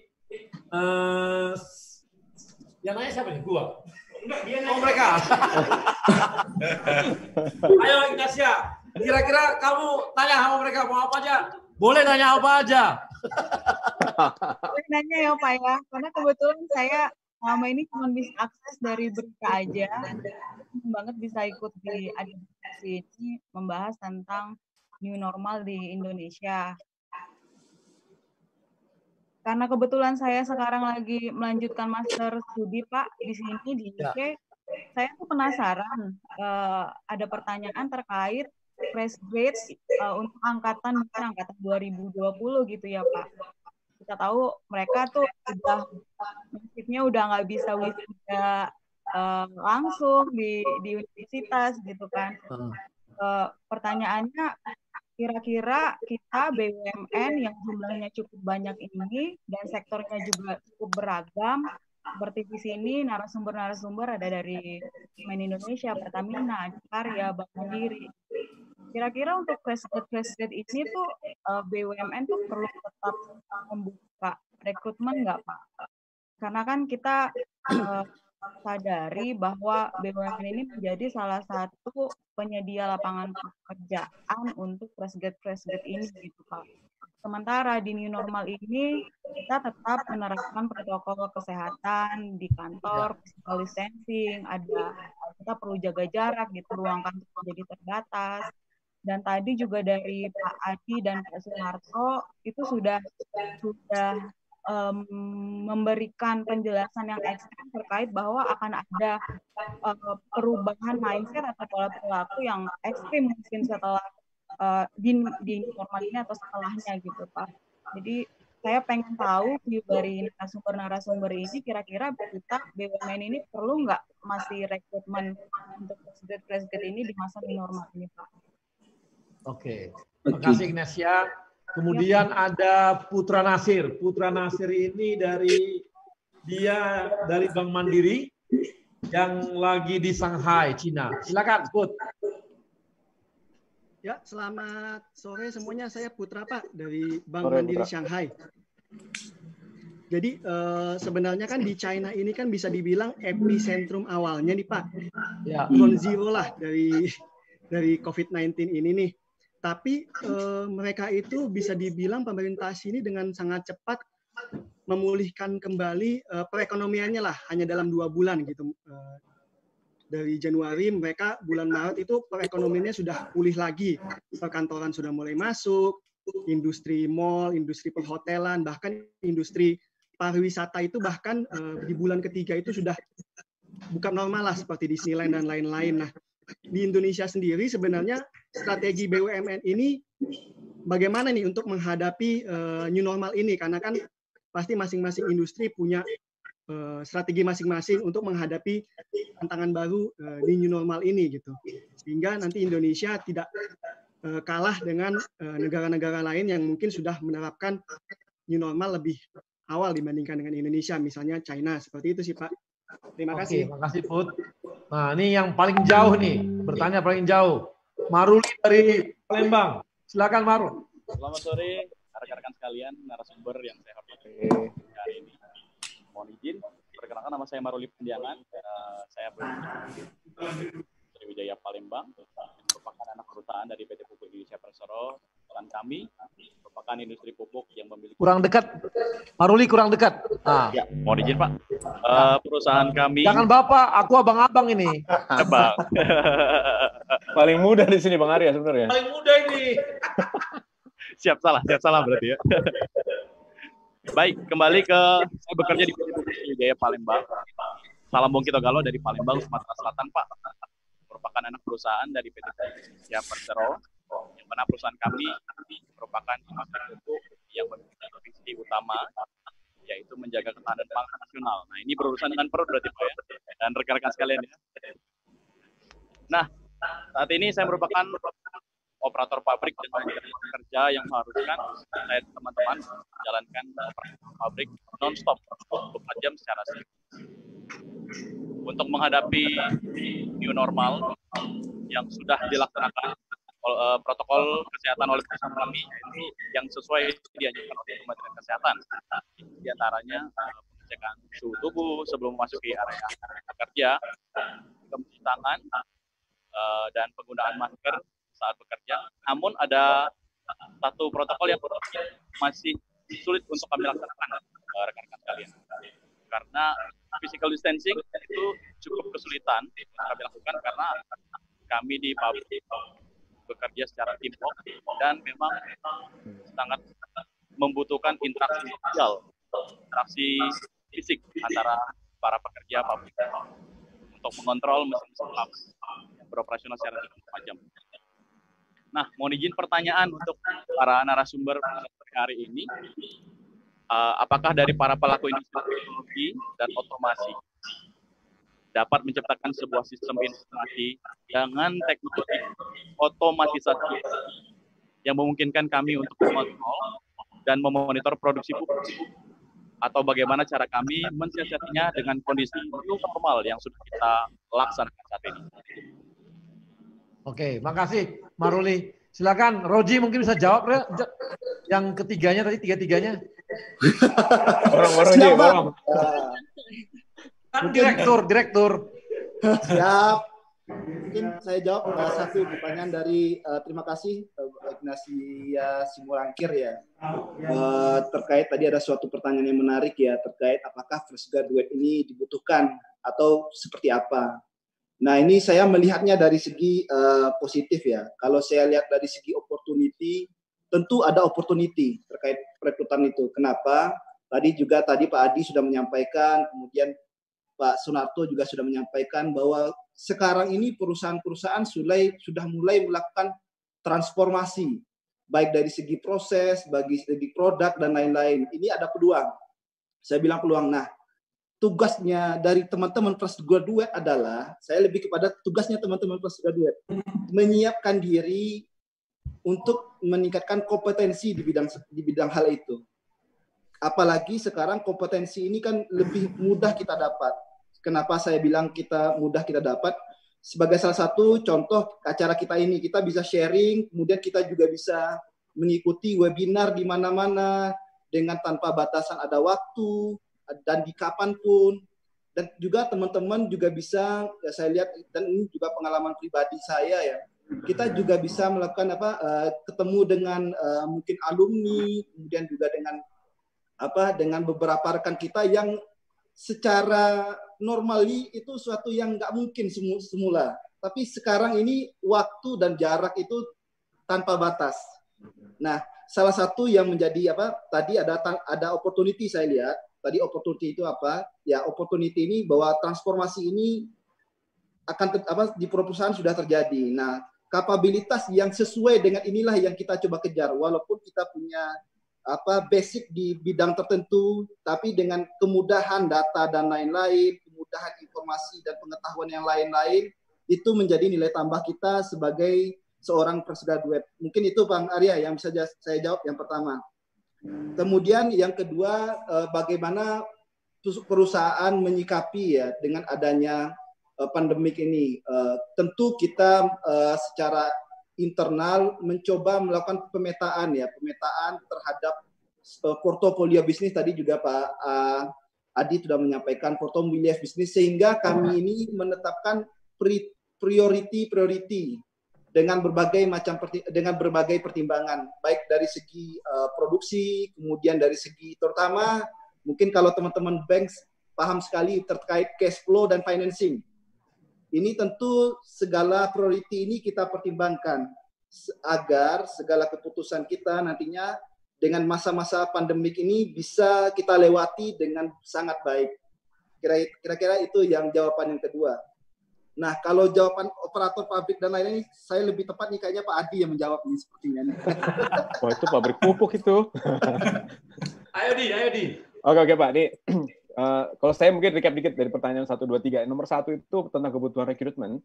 Itu pertama memang ada kebutuhan terkait dengan suksesi, kan nanti ada perputaran pekerja ya, ada yang pensiun, itu tetap harus dilakukan. Tapi yang paling penting kalau menurut saya ke depan itu sesuai dengan konteks industrinya masing-masing, yang tadi cerita tentang new normal, ke depan itu bisa jadi ada new set of skills yang dibutuhkan di perusahaan. Jadi mungkin ya yang kita sering bahas itu tentang cross industry implementation. Kayak misalkan kita di semen sekarang, percaya apa enggak kita lagi mikirin untuk mengimplementasikan praktek yang ada di dunia FMCG misalkan. Mungkin dalam waktu 1 tahun atau 2 tahun lagi, saya akan butuh di semen Indonesia akan butuh seorang data analis yang kuat, karena sekarang untuk jaringan toko yang sampai dengan 70.000 udah kita interkoneksi dengan menggunakan sistem digital. Itu skill-skill yang baru dibutuhkan di masa depan yang harusnya punya yang dilihat oleh teman-teman yang fresh graduate. Kalaupun misalkan mau mengambil tentang supply chain management, nah supply chain management dengan nuansa kolaborasi misalkan, sehingga mengurangi beban kepemilikan aset, bisa sharing kargo dengan multi platform. Itu mungkin yang nuansa-nuansa itu yang bisa dimasukkan. Jadi rekrutmen pasti akan diperlukan, tapi pertanyaannya adalah skill set apa yang akan kita butuhkan, itu yang paling penting untuk identifikasi. Terus yang kedua, tentang strategi untuk menghadapi new normal, saya rasa di semua industri beda-beda tantangannya gitu ya. Kayak misalkan di semen Indonesia, cara kita untuk mengantisipasi ini kayak tadi, mencoba mengidentifikasi the real needs-nya dari customer itu apa. Karena dia pengen punya rumah, tapi punya uang terbatas, kan? Gimana mengadres itu? Jadi macam-macam. Ada yang pendekatan dengan bisnis modelnya dirubah, atau dengan cara yang lain. Atau dengan melakukan optimasi portofolio pasar di ekspor yang tadi dilihat. Kalau di regional nih misalkan kita lihat, itu Vietnam itu adalah salah satu yang kedua yang punya kondisi perekonomian lebih baik, sehingga penjualan kita di Vietnam itu cukup bagus karena di sana zero sekali tidak ada yang meninggal. Dan begitu sudah dibuka, nah ini kemampuan nggak ada korban. Jadi kemampuan kita untuk melihat itu semua, peluang-peluang yang tadi bergeser itu yang paling penting untuk kita lakukan. Nah yang kita perhatikan sekarang, teman-teman bisa baca ya, informasi itu berubah cepat banget terkait dengan situasi yang terjadi di lapangan. Bahkan saya melihat data pasar pun begitu. Minggu lalu nggak ada masalah. Minggu depan ada masalah. Demand growth berubah. GDP yang tadinya prediksinya 2, sekian, tiba-tiba turun jadi 3. Ada minus 0,4, 0,6.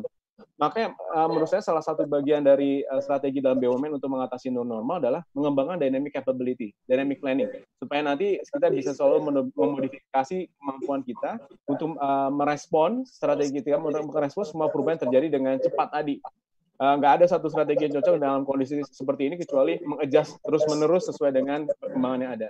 Kalau yang ketiga tentang otomatisasi, saya rasa kalau saya berkaca di industri semen ya, buat sebuah sharing ke Mas Maruli di sini, otomatisasi untuk proses produksi di sini di pabrik semen terutama itu bisa diimplementasikan dengan jadi kita punya satu roadmap menuju ke smart plan itu, di mana satu pabrik dengan kapasitas sampai dengan 3 juta ton itu bisa dioperasikan hanya dengan 3 orang. 2 orang di control room, 1 orang operator yang muter ke sana. Nah itu implementasi dari tadi ada DCS, ada SCADA, yang saya rasa di industri pupuk juga ada juga gitu. Nah mengarah ke depan tentang penerapan machine learning, AI gitu ya, yang semua yang tadinya sempat jadi anggap sebagai disruptor pertama itu ya, tentang industri 4.0 itu ada dan itu sekarang malah punya katalis baru nih untuk segera diimplementasikan karena tadi ada social distancing, physical distancing, mengurangi adanya human interaction, kita butuh otomatisasi itu sekarang more than before gitu. Jadi peluang itu ada dan saya rasa bisa diimplementasikan dan dan tadi saya dibilang Mas Sunarto juga 3 poin penting sekarang yang jadi muncul. Catalyst, self-awareness, yang ketiga, customer behavior yang berubah. Itu yang menurut saya penting untuk kita jadikan key takeaways ya dari apa yang kita hadapi sekarang. Mungkin itu dari saya, Bang Arya. Gimana, Bang Narto? Aku in particular mau menjawab pertanyaan pertama dari Mbak Inasya.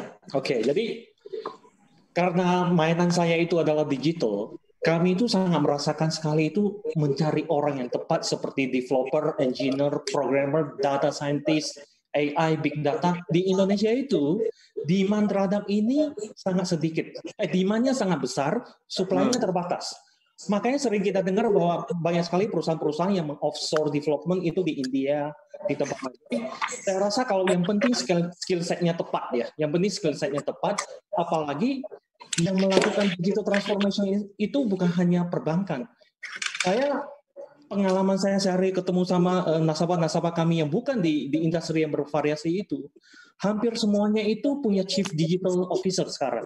Jadi demand terhadap profesi-profesi seperti itu sangat tinggi, dan karena demand-nya sangat besar dan nggak bisa diimbangi dengan supply yang cocok. Bahkan kalau di Bank Mandiri, kadang kami proses rekrutmen kami masukin lagi ke kampus-kampus yang emang sudah terkenal digitalnya untuk kita bimbing lagi, karena di jurusan S1-nya mereka itu bukan jurusan digital. Jadi kehausan atas profesi-profesi seperti itu, apalagi selama COVID yang selalu saya bilang bahwa itu meng-accelerate semuanya, itu akan semakin besar. Dan industri itu sudah bukan karena di-disrupt oleh fintech. Hampir semua startup yang non-fintech itu masuk ke semua lini industri. Jadi saya rasa bahwa itu kalau misal perkara rekrutmen, yang paling penting skill set-nya tepat. Mau itu data scientist, digital marketing, semuanya AI, itu pasti dibutuhkan di Indonesia. I strongly believe that. Ya, Pak. Ini ada pertanyaan dua ini dari penonton kita di YouTube. Erik dan Vina. Ini Erik dan Vina akan mendapatkan 500.000 dari link aja. Nah, ini kita belum udah punya sponsor nih. Wah, kalau gitu saya nanya. Mudah-mudahan besok kita dapat sponsor dari semen. Bertanya dikasih 1 sak semen. Tapi buat dibikin roti ya. Diantar melalui kereta antar. Oh, nanti kalau bertanya dikasih tiket naik kereta gratis selama setahun. Atau nanti inap di hotel Indonesia, tapi di Bali, tapi pesawatnya nggak dibayarin. Oke, ini ada pertanyaannya dari Erik. Bagaimana pencapaian target perusahaan di tengah COVID? Nah, ini Erik ini pintar nih. Ini ngomong aja nih yang profesional gitu ya.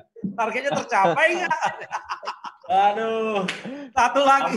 Kalau udah ngomong target, semuanya sembunyi. Ampun. Videonya dimatikan. Aku sembunyi kalau udah ngomong target. Kayaknya saya ada masalah koneksi, Bang, nih. Semua langsung ada masalah koneksi. Kalau udah ngomong target. Ini satu lagi ada bagaimana strategi bisnis BUMN setelah COVID. Ini sih, tadi teman-teman udah jawab. Ini siapa yang berani jawab? Bagaimana pencapaian target perusahaan di tengah COVID? Ayo yang berani jawab siapa? Dapat link aja ya. Yang berani jawab dapat link aja. Saya rasa yang paling stabil bisnisnya ini Mandiri. Ayo atau silakan jawab. Yang lain nggak berani jawab. Oke, Pak, mungkin saya mengadres satu sisi, Pak, transaksi digital. Jadi malah target kami harusnya ditingkatkan. Gitu. Jadi kami lagi punya program untuk men-shift transaksi-transaksi dari channel yang tradisional ke digital. Jadi of course kalau dari sisi itu pasti targetnya naik gitu. Tapi kalau aspek lain mungkin saya nggak berkompeten untuk menjawab. Ayo, Roji berani nggak? Roji berani jawab nggak, Roji? Iya, siap, Bang. Ya, kalau saya melihat kita juga patut mengapresiasi dari Kementerian BUMN yang mungkin secara teknikal ya, bahwa Kementerian BUMN telah menetapkan skenario, menyusun skenario. Jadi skenario ini dari mungkin sebagai apa yang kami sampaikan bahwa Kementerian BUMN ini terkait dengan adanya COVID ini mengakomodir beberapa perusahaan BUMN dengan menetapkan beberapa skenario. Sehingga saya itu ada 3 skenario yang ditetapkan oleh Kementerian BUMN. Skenario the worst skenario, skenario yang biasa dan skenario yang jangka menengah.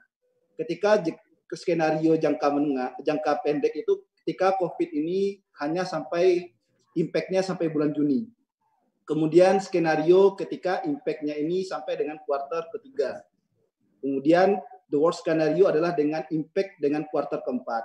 Nah, kami kalau di Adikarya sampai saat ini masih berkomitmen untuk mencapai ekspektasi dengan skenario yang pertama, di mana ekspektasi COVID ini bisa selesai di Juni dan di Juli ini secara operasional ini sudah mulai dilaksanakan. Dan alhamdulillah juga menurut saya pemerintah kan juga sudah mulai membuka apa yang tadi disampaikan oleh Bang Arya tadi, bahwa tahapan-tahapan bisnis sudah dibuka, dan saya lihat mudah-mudahan kami di akhir tahun nanti masih bisa tersenyum. Kira-kira gitu Bang Arya.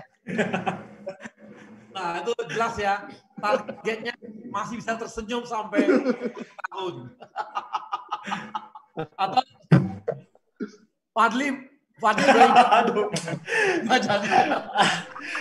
Saya udah curiga pasti setelah ini akan mengarah ke bisnis. Jadi gini Bang, kita awal Januari kemarin karena memang belum ada isu COVID ya. Januari kemarin kita sudah meluncurkan RJPP kereta api yang baru tahun 2020 sampai dengan 2024, di mana kami menargetkan pendapatan kita naik 100%, Pak. Bang. Dan udah ada hitungan nih Bang, di tahun pertama kira-kira kita bisa mencapai berapa persen dari itu. Tapi dengan adanya COVID ini, Abang tahu sendirilah kondisinya seperti apa. Jadi target kami geser jadinya. Kami melakukan adjust ulang terhadap target-target yang sudah kami tetapkan. Hingga di pasca tadi skenario ketika misalkan pandemi ini selesai bulan Juni, skenario A kita sudah punya. Ketika sampai kuartal 3, skenario B kita sudah punya. Ketika sampai kuartal 4, skenario C kita sudah punya. Nah, tapi masalahnya ternyata sampai dengan hari ini kita masih belum mendapatkan titik terang nih. Mendapatkan titik terang kira-kira pandemi ini berakhirnya kapan. Tapi dengan tidak ada titik terang itu, kami sudah mulai beradaptasi dengan kondisi new normal di masa yang akan datang. Ketika kita bicara target, KAI yang pasti untuk semester 1 ini rugi Bang. Semester 1 ini rugi. Tapi kami sudah memiliki beberapa skenario untuk percepatan akselerasi pendapatan kita ketika pandemi ini selesai. Kami di marketing. Kurang kue kan? Jualan kue. Bukan Bang, tetap di menyasar ke arah ekosistem transportasi. Dan kami akan bangun itu mulai dari pengembangan lifestyle di stasiun, transit oriented development, dan juga integrasi antar moda. Kemudian Naikin tarif nggak? Naikin tarif sih belum jadi pilihan pertama Bang. Oh gitu. Okay. Kita terbatas sama regulasi Bang. Ya. Kalau Pertamina gimana Mbak Dita, gimana Pertamina? Target tercapai nggak? Harga Pertalite turun. Jangan sebut-sebut harga naik. Itu sensitif bagi Pertamina. Ya. Bahaya. Ini harus berhati-hati. Jadi memang betul industri apapun itu pasti terimpak, dan termasuk juga dengan Pertamina ya. Yang dapat saya sampaikan sih Bang, meskipun saat ini memang semua industri dan lini bisnis itu terimpak, kita positifnya kita mesti memiliki beberapa bulan nih untuk waktu mendatang untuk bisa merespon dengan adanya cerita ini. Jadi trying our best, dan yang pasti langkah-langkah pertama efisiensi itu sudah dijalani. Dan kita tentunya harus memiliki semangat optimisme, dan kedepannya semoga sama juga di akhir tahun nanti tentu menghasilkan hasil yang terbaik untuk kinerja perusahaan. Yang pasti Pertamina mengurangi direksinya dari 11 tinggal lagi. Itu efisiensi itu. Masih baru banget itu Bang. Hah? Masih baru banget. Dari 11 jadi berapa? Dita? 5. Itu efisiensi. Gimana Mbak Yesika? Di hotel gimana? Jadi mungkin di sini yang perlu diperjelas adalah definisi target itu Pak, bagi kami di pariwisata ya Pak. Sama lah, semua targetnya nggak ada definisi Bisa bikin definisi baru. Saya perlu definisi baru. Definisikan ulang lagi definisi target gitu Pak ya. Jadi sebelum adanya pandemi ini pasti targetnya untung, revenue untung. Nah, tapi setelah 2 bulan berjalan dan mengikuti perkembangan yang ada, mungkin bagi kami pariwisata target kami adalah setidaknya kami bisa memperpanjang nafas perusahaan kami. Jadi melakukan bisnis ini targetnya sang memperpanjang nafas saja gitu ya.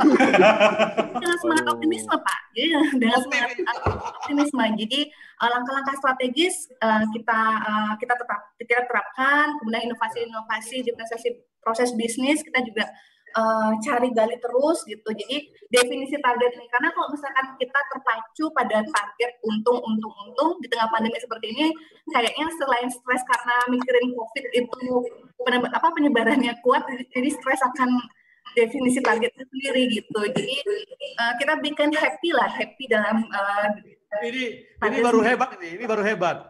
Karena sekarang ketakutan sama target, definisinya pun diubah. untuk ini Pak, untuk menyenangkan kita Pak. Jadi setidaknya masih istilahnya setidaknya kami di pariwisata masih bisa makan walaupun ya nggak kenyang. Bang Adi gimana? Bang Adi ngubah definisi nggak? Bang Adi? Semen mengubah definisi. Alhamdulillah Bang, tadi kalau saya cerita di awal kan tentang semen di Q1 ini mungkin impact-nya agak terlambat ya dari COVID di industri ini. Jadi Alhamdulillah Q1 masih cukup baik. Tapi the night is still young gitu. Kita siap-siap sampai dengan akhir tahun.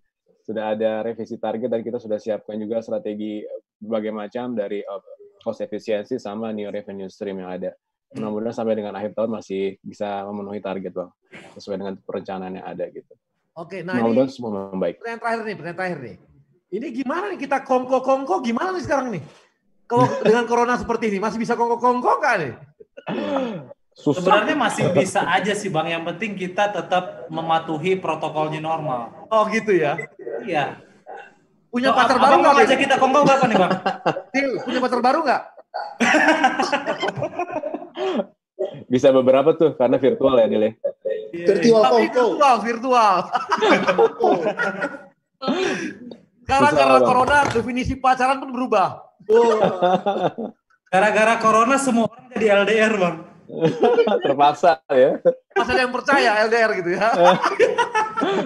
Apa lebih berpengalaman kalau masalah itu? Cinta terbatas kuota kayak gitu. Kalau itu Sunarto itu yang paling pengalaman. Cuma dia diem.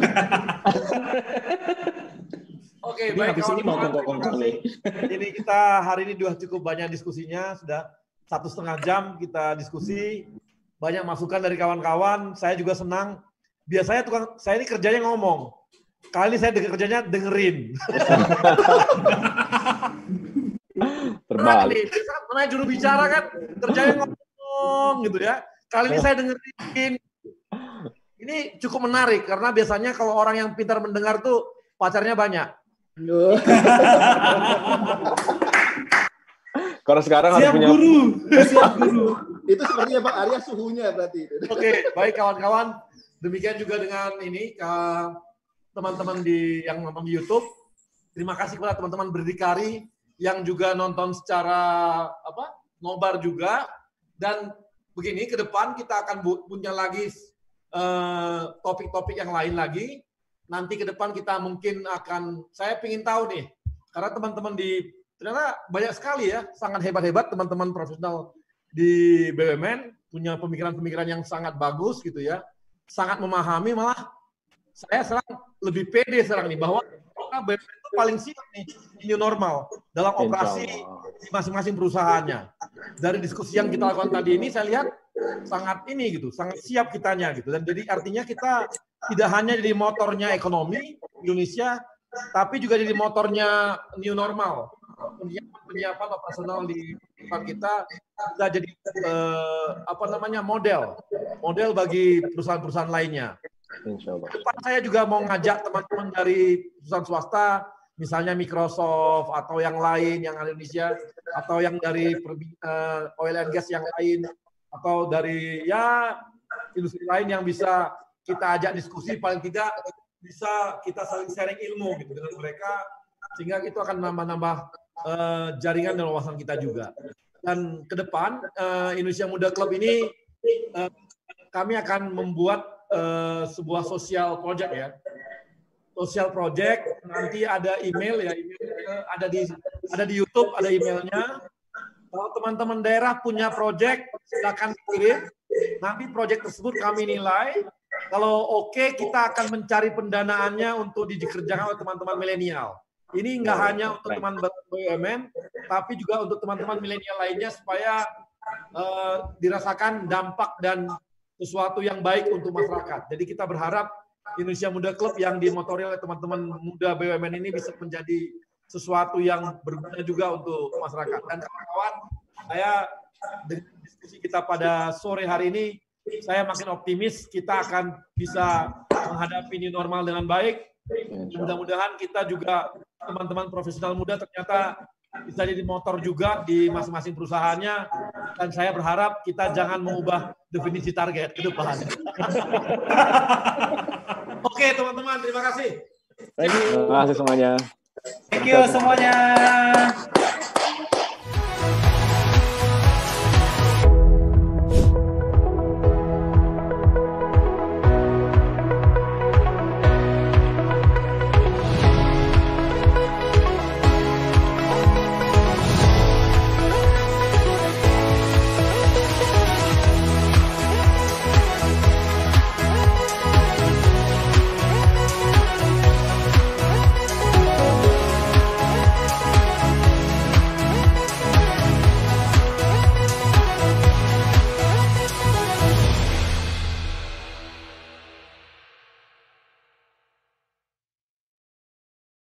Profesional muda BUMN bisa apa? Aku siap untuk berinovasi. Aku bisa melawan arus untuk kebaikan bangsa. Aku bisa membuat perubahan. Aku bisa bekerja dengan jujur dan independen. Aku bisa memajukan bangsa dengan kreativitas. Kini saatnya profesional muda BUMN dan Indonesia mempunyai wadah untuk mengasah dan bertukar pikiran agar lebih kreatif, inovatif, dan solutif. Saksikan Indonesia Muda Club, diskusi cerdas dengan para profesional muda BUMN untuk Indonesia yang lebih baik.